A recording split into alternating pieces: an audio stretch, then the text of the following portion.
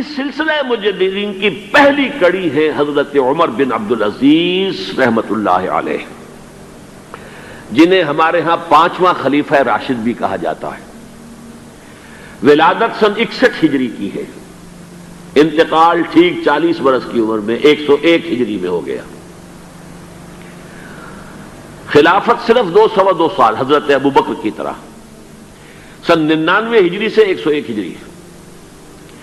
خود یہ مروان بن حکم کے پوتے تھے۔ بنو امیہ کے جو خلفاء ہیں ان کی 2 شاخیں ہیں، امیہ کے 2 بیٹوں سے جو شاخیں چلی ہیں، ایک حرب سے چلی ہے، اس میں ابو سفیان تھے لیکن وہ خلیفہ نہیں تھے، لیکن امیر معاویہ، پھر یزید کا بیٹا تھا معاویہ ثانی۔ دوسری شاخ جو تھی وہ مروان ابن حکم سے چلی ہے، اور اس میں ہے اصل میں جو 10 خلفاء آئے ہیں بنو امیہ کے۔ یہ مروان بن حکم کے پوتے تھے، لیکن ان کی والدہ حضرت عمر کی پوتی تھی۔ یہ جو امتزاج ہوا ہے، یہ جو حضرت عمر فاروق رضی اللہ تعالیٰ عنہ کا خون ان کی رگوں میں پہنچا ہے، اب وہ بڑا مشہور واقعہ ہے، دلچسپ واقعہ ہے کہ حضرت عمر ایک روز اپنی رات کی گشت پر تھے، جو آپ خبر گیری کے لیے رات کو سفر کرتے تھے شہر کے اندر، تو آپ نے دیکھا small hours of the morning, صبح کا فجر سے کچھ وقت پہلے کا وقت ہوگا، ایک گھر میں سے آواز آ رہی ہے ماں بیٹی کی گفتگو کی۔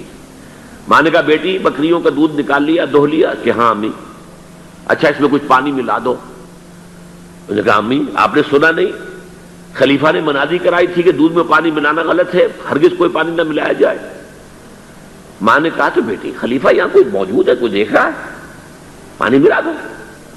بیٹے نے کہا کہ امی خلیفہ نہیں ہے، اللہ تو موجود ہے، اللہ تو دیکھ رہا ہے۔ حضرت عمر نے وہ بات سن لی، اس گھر کو آپ نے تاک لیا اور جا کے اپنے بیٹے عاصم سے کہا کہ وہاں رشتہ کر لو۔ وہ ہے لڑکی پھر جس کے نسل سے یہ حضرت عمر بن عبدالعزیز یہ پیدا ہوئی۔ تو یہ در حقیقت پوتی ہے حضرت عمر فاروق کی، ان کی والدہ ام عاصم، اور یہ خود پوتے تھے مروان بن حکم کے۔ اور جو 8واں خلیفہ تھا بنو امیہ کا سلیمان، اس کی وصیت کے مطابق یہ خلافت ان کو ملی تھی۔ حضرت عمر بن عبدالعزیز نے کیا کیا؟ دیکھیے ان کا تجدیدی کارنامہ صرف 3 نکات پر مشتمل ہے، یہ میں بتا چکا ہوں آپ کو۔ ابھی نہ عقائد میں کوئی کجی آئی تھی، نہ اعمال میں کوئی خرابی آئی تھی، عوام کے حکومت کے نظام میں تبدیلی ہوئی تھی، اب موروثی ہو گئی تھی اور تحکمانہ ہو گئی تھی۔ خلیفہ جو ہے وہ موروثی یا نامزد ہوتا تھا، اور یہ جاگیر بن گئی تھی اپنی ذاتی بیت المال۔ انہوں نے 3 ہی کام کیے۔ نمبر 1، ان کو خلافت ملی تھی اصل میں سلیمان جو ان سے پہلے خلیفہ تھے ان کی وصیت کی بنیاد پر، لیکن یہ احتیاط کر لی گئی تھی کہ اگر کہیں یہ وصیت پہلے لوگوں کے علم میں آ گئی تو شاید لوگ بغاوت کریں اور حضرت عمر بن عبدالعزیز کو گوارا نہ کریں۔ لیکن یہ کہ انہوں نے یہ کیا جو اس وقت کے ذمہ دار لوگ تھے کہ پہلے وصیت لا کر وصیت پر بیعت لے لی گئی کہ یہ وصیت ہم تسلیم کریں گے۔ ابھی سلیمان کے انتقال کی خبر بھی نہیں دی گئی، اسے بھی چھپا کر رکھا ہوا تھا۔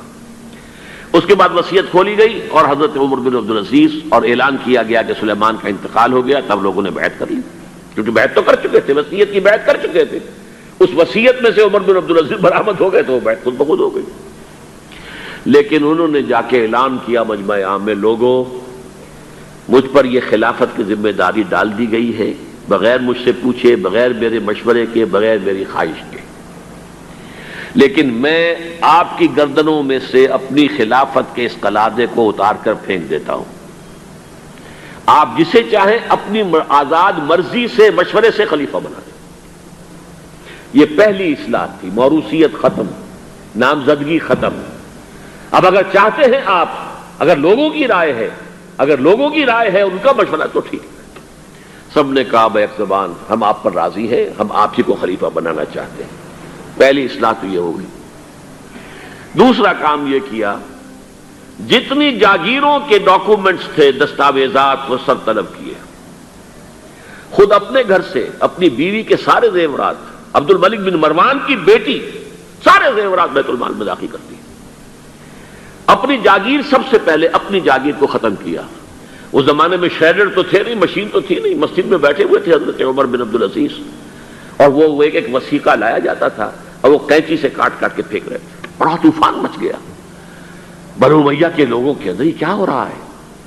ایک وفد بھی آیا کہ دیکھیے آپ اپنے سے پہلے لوگ جو کچھ انہوں نے کیا تھا آپ اب جو چاہیں آپ کریں، لیکن پہلے جن لوگوں نے جو کچھ کیا ہے اس کی نفی تو نہ کیجیے.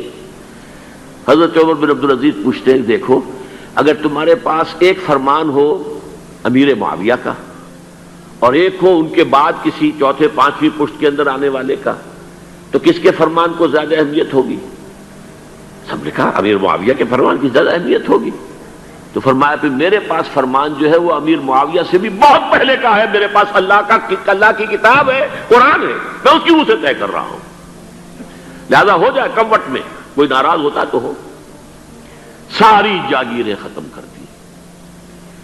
نمبر 3 واقعہ یہ ہے کہ خود اپنی زندگی کے اندر جو عسرت اور جو تنگ دستی اور جو سادگی اختیار کی ہے، میں سمجھتا ہوں غالباً اس میں وہ حضرت ابوبکر حضرت عمر کو بھی مات دے گئے ہیں رضی اللہ تعالیٰ عنہ.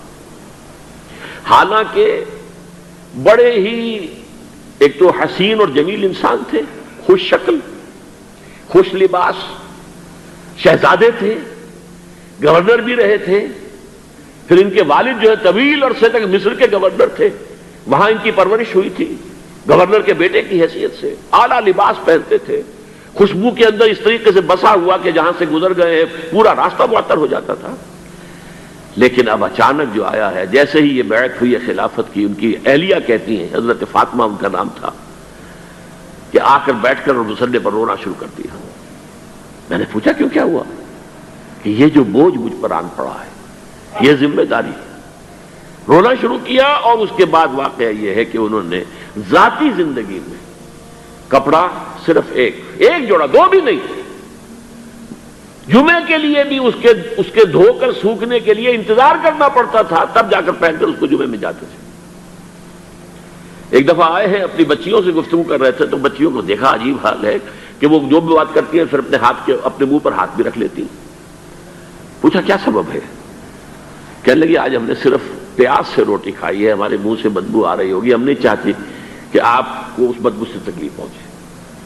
حضرت عمر رونے لگے، لیکن کہا انہوں نے کہ میری بیٹیوں کیا تم یہ پسند کرو گی کہ تمہیں دنیا کی نعمتیں ملے اور عیش ہو اور تمہارا باپ جہنم میں جائے؟ ان بچیوں نے بھی رونا شروع کر دیا. سارے زیورات ختم، اپنی جاگیر ختم. وہ آپ نے پڑھے ہوں گے واقعات کہ اگر چراغ بھی ہے رات کو، سرکاری کام کر رہے ہیں تو وہ جو بیت المال کے تیل سے جو جلنے والا چراغ ہے وہ روشن ہے. خادم نے آ کر کوئی گھریلو بات کرنی چاہیے تو کہا پہلے چراغ گل کر دو پھر بات کرو.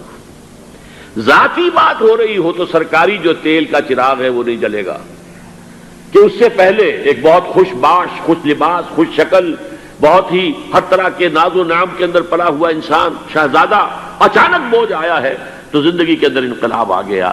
یہ ہے خلیفہ اول. خلیفہ خامس ان کو کہا جاتا ہے، خلافت راشدہ میں شامل کیا جاتا ہے. اور یہ ہے سلسلہ تجدید خلافت کی پہلی کڑی. اور اس کو ہم کہیں گے یہ تجدید کامل تھی، کیونکہ ابھی خرابی آئی ہی صرف نظام حکومت میں تھی، اسی کو آپ نے درست کر دیا. یہ دوسری بات ہے کہ یہ بہت شارٹ لیوڈ رہی ہے، بات آگے نہیں چلی ہے، ان کو زہر دے دیا گیا، اس لیے کہ یہ بات زیادہ قابل برداشت نہیں تھی بنو امیہ کے پورے خاندان کے لیے، قبیلے کے لیے. انہیں گمان غالب یہی ہے کہ زہر دے کر جو ہے انہیں شہید کیا گیا ہے.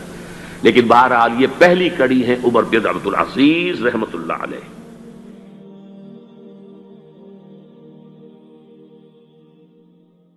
مزید ویڈیوز کے لیے ہمارے چینل ہاؤس آف اسلام کو سبسکرائب کرنا نہ بھولیں. شکریہ.